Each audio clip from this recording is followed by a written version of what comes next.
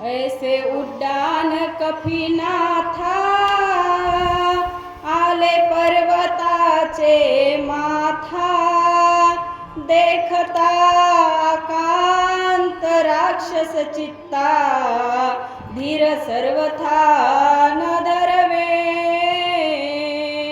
कथा परिषता रामायण पूर्वज उद्धर तेदान पूर्वजांचे नवल कोण उद्धरे संपूर्ण त्रिजगती अशी ही तुमचा आमच्या जगाचा उद्धार करणारी रामकथा. त्या रामकथेच्या माध्यमातून सुरू असलेला अखंड हरिनाम सप्ताह आणि त्या सप्ताहातील ही लक्ष्मण शक्तीच्या अध्यायाची सेवा, पुन्हा नंतर प्रवचनाची सेवा, सर्व सद्भक्तांच्या चरणी नतमस्तक होऊन तुम्हा संत मायबापांचं दर्शन झालं हे माझं परम भाग्य आहे. विषय असा सुरू आहे की हनुमंतरायाने जी उड्डाण टाकली ती कुठं आली? आले पर्वताचे माथा. तिथं आल्याच्या नंतर राक्षसांना जो कोणी काळनिमी आहे किंवा इतर जे राक्षस आहेत त्यांना चिंता निर्माण झाली. काय निर्माण झाली? ऐका ना. डोळा पडली झापडी हातावळली वेगडी पडली मनाची मुरकुंडी नावके भवंडी त्यासी आली. नावेक भवंडी त्याशी आली. ही अवस्था निर्माण झाली महाराज. उड्डाण आल्याबरोबर त्या पर्वतमाथ्यावर आलं ना. का तर मारुतीरायाचं उड्डाण आहे ते, आणि ते साधं उड्डाण आहे का? नवे नवे ह्या राक्षसांची अवस्था या पद्धतीची झाली. हाता ओळली वेंगडी, हात चालना गेले, पाय चालना गेलं, काय बोलावं हे कळना गेलं महाराज. आणि म्हणून ही अवस्था झाली. काय झालंय का? मग सावध होणी पाही विचारोणी आपुलेची देही म्हणे मज झाले काही आठव नाही कार्याची. हो वैशू दीदी चांगलं वाचायली. आता ती सरपंच आहे, आमची लेक माता आहे. आणि म्हणून माऊली मला योग आला, तिनं शक्तीसुद्धा मला सांगितलं होतं तुम्ही कसं काय आलं नाही. दररोज सेवा करते, चांगली गोष्ट आहे. म्हणून अशी अवस्था झाली हनुमंतरायाची. मी कुठं आलो, कुठं जायचंय मला आठवणं नाठव गेला भावाभाव झाला स्वयमेव पांडुरंग. काय करायचंय मला, कुठं जायचंय हे सुद्धा आठवणा गेलं. कशानं होतं ही अवस्था? स्मरणानं होती बरं का, नामस्मरणानं. आणि इतक्या स्मरणामध्ये काय केलंय का? सकळ जन्माचे निज सार मज जोडो आले साचार आणि मी दुश्चित पामर स्वहित विचार नाठवे. हनुमंतराय म्हणाले स्वहित विचार नाठवे. मी पामर आहे, काळनेमी का.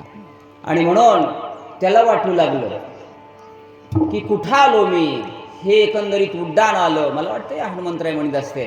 आणि म्हणून इथं आलो ज्या अर्थी, इथं आलो त्या अर्थी माझाच विचार मला कळना. स्वहित विचार जसं आपल्याला कळलं ना सध्या कलियुगामध्ये.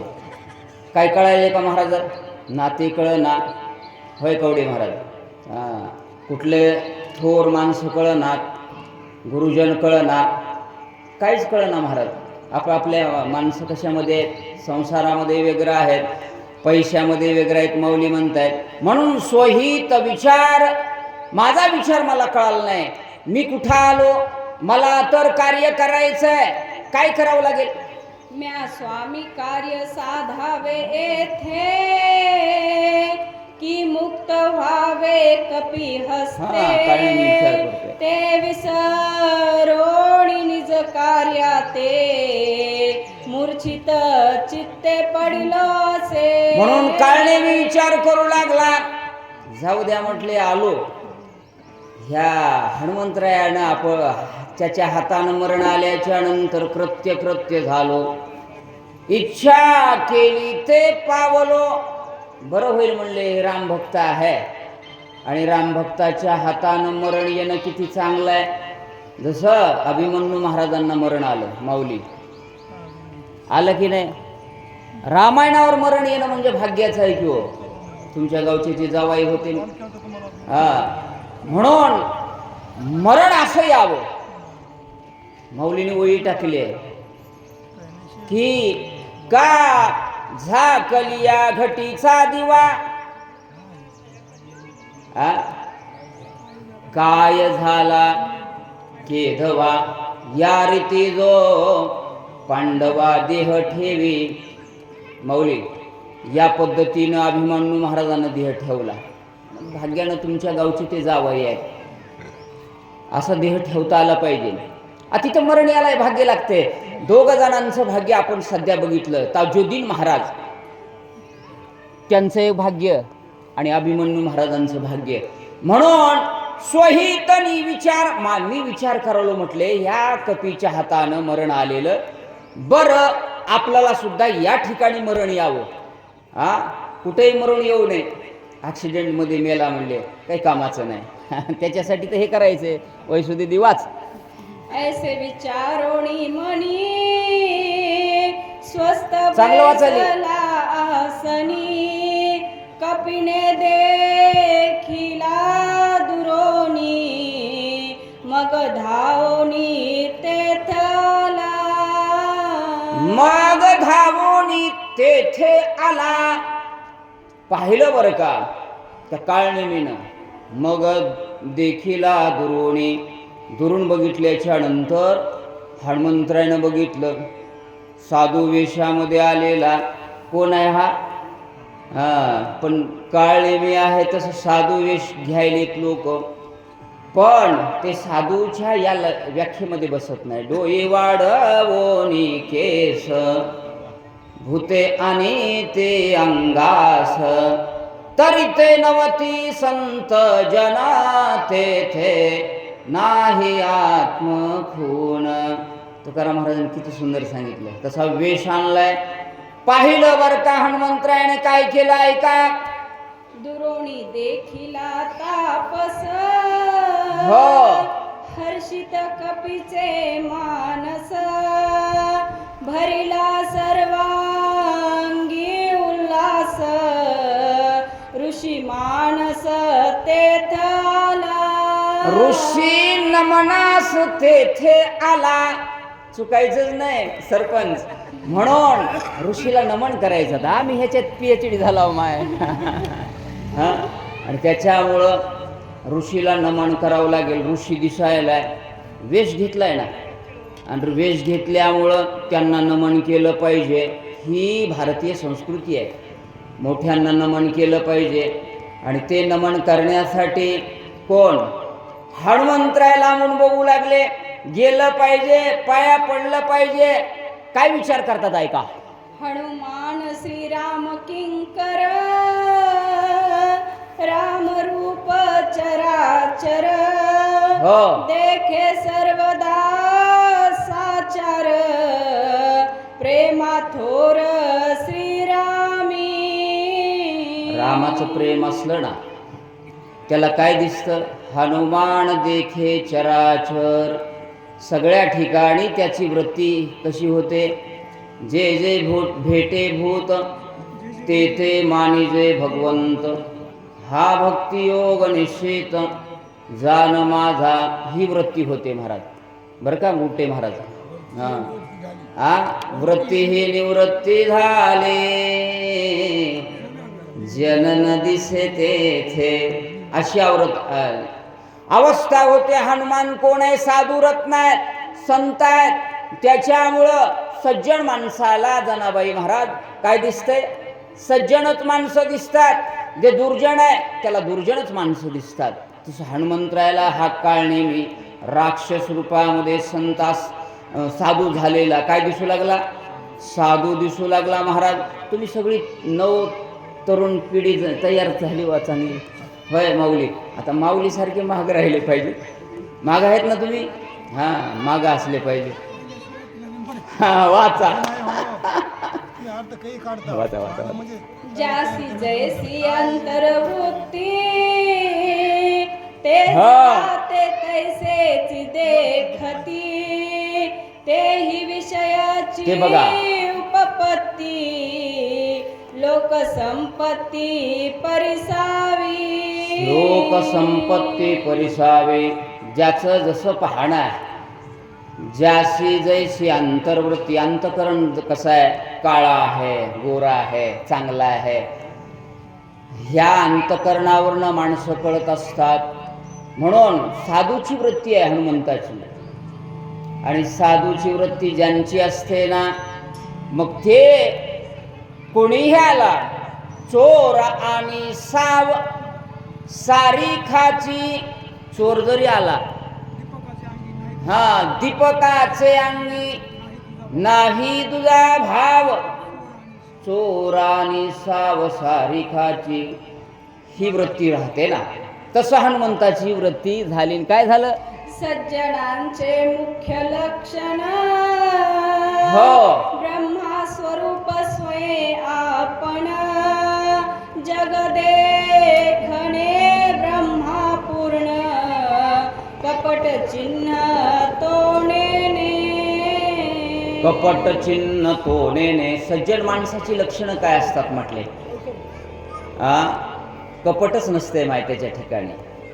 सज्जनाचे मुख्य लक्षण, माराय आले ना तुकाराम महाराजांना, आणि मारलं तरी दुसऱ्या दिवशी जाऊन सांगितलं तुमचे हात दुखालेत का, दाबून देऊ का. काय संत असतील माय. आता आरला कार म्हणाले, होय माऊली, अशी दुनिया निघाली. म्हणून सज्जनाचे मुख्य लक्षण जग देखणे ब्रह्मपूर्ण. काय देखतात, माझ्या मोतीराम महाराजांनी तेच पाहिलं.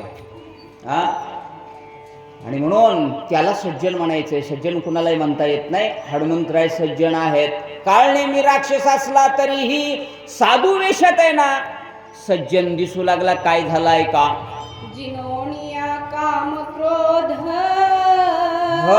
दमोनी इंद्रियांचे द्वंद खनोनी विषयाचा कंद परमानंद पावले.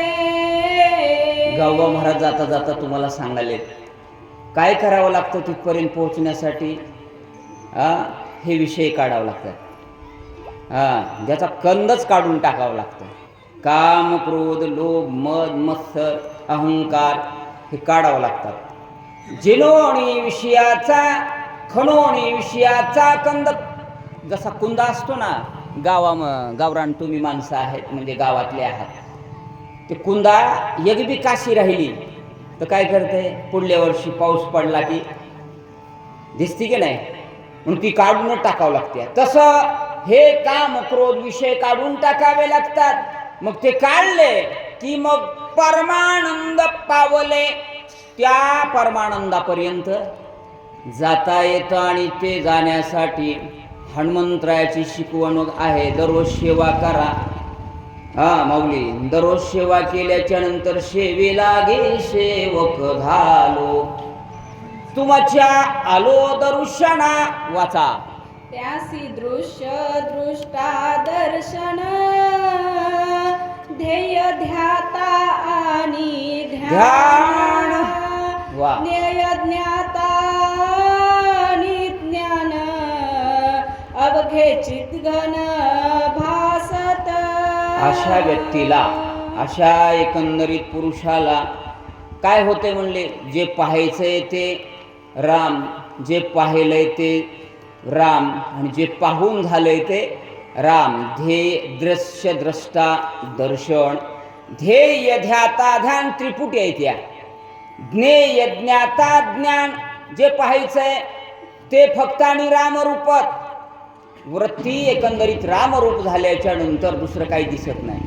मोतीराम महाराजांना दुसरं काही दिसत नाही. जगाच्या कल्याणा संतांच्या विभूते देह कष्ट वेते परोपकारे. परोपकारे म्हणून परोपकार करायला शिका. ऐका, हे सज्जनांचे लक्षण लुब्ध जे कावित्तेषण सांगो त्याचेही चिन्ह सावधान अवधारा. म्हणून सज्जनाची ही लक्षणं आहेत माय. सज्जन कुठेही नाहीत, होय. मोती कुठेही नाहीत, हत्ती कुठेही नाहीत, होय. सोनं कुठेही नाही माय. 1.5 लाखापर्यंत गेले का जास्त आहे? कमी झालंय. म्हणून हे कुठेही नाहीत, काही काही गोष्टी कुठेही भेटत नाहीत. म्हणून सज्जनाचे हे लक्षण. सज्जन माणूस पाहायचा आहे ना, या वृत्तीत पहा. अहंकार विरहित. फोन केला माऊलीनं, मी झोपलो होतो. धनगर मोहाला शक्ती होती, पण माऊलीचा फोन आलाय म्हणलं मरेपर्यंत माऊलीचं मोडायचं नाही. मी पहिल्यापासून सांगितलंय, काही हो तुमचं जमो अथवा नाही जमो, मला माऊलीचं मोडायचं अजिबात मोडायचं नाही. माऊली माझ्या ठिकाणी माऊलीच आहे. मी घरी असलो मोकळा असलो की माऊलीचं येणार म्हणजे येणार. म्हणून सज्जनाचे मुख्य लक्षण आता सांगतो म्हणले. विशेषणाचा जे जे काही लक्षण आहेत ते कामातुर, धनलोभी काय काय असतील ते कसे कसे आहेत ऐकूया. द्रव्य लाभ देखे जापासी हो. स्वदा ओळखे तयासी अणुमात्र अनुलंगी वचनासी म्हणे सर्वेसी मी दास तुझा. मी म्हणे सर्वस्वेसी मी दास तुझा. म्हणून का दाखवलं तिथं बघायला त्या. म्हणून धनाच्या मागं जाणारे काही लोभी आहेत बरं का. आणि धन नसावं असं नाही, पण धनाच्या मागं गेल्याच्या नंतर काय होतंय, म्हणे सर्वस्वेसी मी दास तुझा, त्याच्या मागच लागतात. आणि त्याच्या मागं लागल्याच्या नंतर धनाच्या मागं किती आपत्ती आहे. एवढे अनर्थ आहे. धन नको का, अरे असावंच म्हटले. धनवंता लागी सर्व मान्यता हे जगी. असावं, पण ते परमार्थाला लावावं. पट्टी द्या म्हटलं की द्यावं, आपल्या परीनं द्यावं. म्हणालेत म्हणून द्यायचं नाही. इतकी लावली ठीक आहे, सप्ताहाला द्या ना, देऊ नका असं नाही. धन मिळवणी कोटी संगे नये रे लंगोटी. सोबत काहीच येणार नाही तरी आपली काय इच्छा थांबत नाही. हे प्लॉट घेऊ का, हे शेत निघाले, हे कैकी निघाले. काय काय उदाहरणं देऊ लागली धन लोभ्याचे ऐका. देखे धनवंत व्यवहारे सौजन्य त्यासी अत्यादरे विरक्त देखो कसरे स्वयंदाता रे बैसवी. धनाचा काय लोभ आहे म्हटले. धनवंता पुढं सगळे काय करतात तर त्याच्या पुढं करतात. आणि त्यामुळं विरक्त जरी असला ना, पाकिट कुणीच नग म्हणणार महाराज माणसं. किती आहे, 100 रुपये कमी आले म्हणून एक महाराज आमच्या पाठीहून परत आला. 500 हो, 100 कसं म्हणा, 500 कमी आले ते फक्त. परत येऊ नये कवडे महाराज बरं का. म्हणून विरक्त देखोणी, जो यामध्ये असून विरक्त आहे त्याला वैराग्यवान म्हणायचं. सगळं वैभव आहे. माझ्या भगवान बाबाकडे सगळं वैभव होतं. किती श्रीमंत भगवान बाबा, पण धन असून सुद्धा समाजकार्यामध्ये त्यांनी आपलं जीवन समर्पित केलं. देखे धनवंत व्यवहारे. पण असून विरक्त असलं पाहिजे. पंगत द्या, देतो बुवा. एवढं कार्य केलं की माय चांगली मुलं येतात, सुना चांगल्या भेटतात. माऊली म्हणले माझ्या सुना मोडीत नाही. सर आता भाग्य आहे तुमचं. नशीबवान आहेत. कोणी कुणाला मानायला तयार नाही. जे करतील ना त्याला वंदन माय. सासू सासऱ्याची सेवा करणं हीच विष्णूची महापूजा. अनुभव नाही तुझा. पण खरं विसरलेत लोक. तुझी माझी सेवा झाली काही की चांगलं वाचलं तू, आणि म्हणून धन्यवाद तुला. असंच वाचत जा, चांगलं कार्य करत जा. आमचे सदोदित लेख म्हणून आशीर्वाद आहेत. रामकृष्ण हरी.